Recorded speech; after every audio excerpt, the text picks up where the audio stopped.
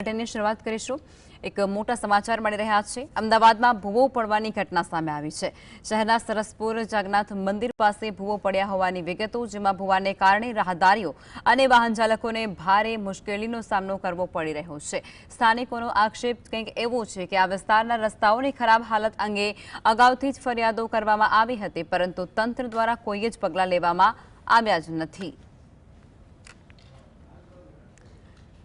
અમદાવાદ શહેરમાં ભૂવો પડ્યા હોવાની ઘટના સામે આવી રહી છે, જેમાં સરસપુર વિસ્તારમાં અચાનક રસ્તા ઉપર ભૂવો પડી ચૂક્યો છે। ભૂવાની ઊંડાઈ પણ ખાસી ઊંડી છે, જેને કારણે રાહદારીઓ અને વાહન ચાલકો જે ત્યાંથી પસાર થઈ રહ્યા છે તેમના જે મુશ્કેલીનો સામનો કરવો પડી રહ્યો છે। ભયનો માહોલ પણ અત્યારે ક્યાંક એ વિસ્તારમાં રહેતા લોકોમાં જોવા મળી રહ્યો છે, કારણ કે ભૂવાની અંદર પડી જવાથી કોઈનું મોત પણ નીપજી શકે છે। અને આટલી બેદરકારી તંત્રની જ્યારે સામે આવી છે, ત્યારે સ્થાનિક લોકોના આક્ષેપો અહીં એવા થઈ રહ્યા છે કે વારંવાર આ રસ્તાની ગુણવત્તાને લઈને સવાલ ઊભા કરવામાં આવ્યા છે અને લોકો દ્વારા રજૂઆત કરાઈ છે।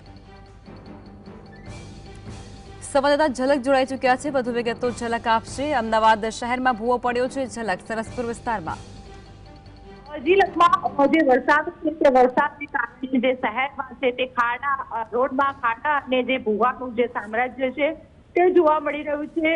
સરસપુર વિસ્તારમાં જે જાગનાથ મંદિર છે તેની પાસે જ જે છે તે મસ્ત મોટો ભૂવો પડ્યો છે।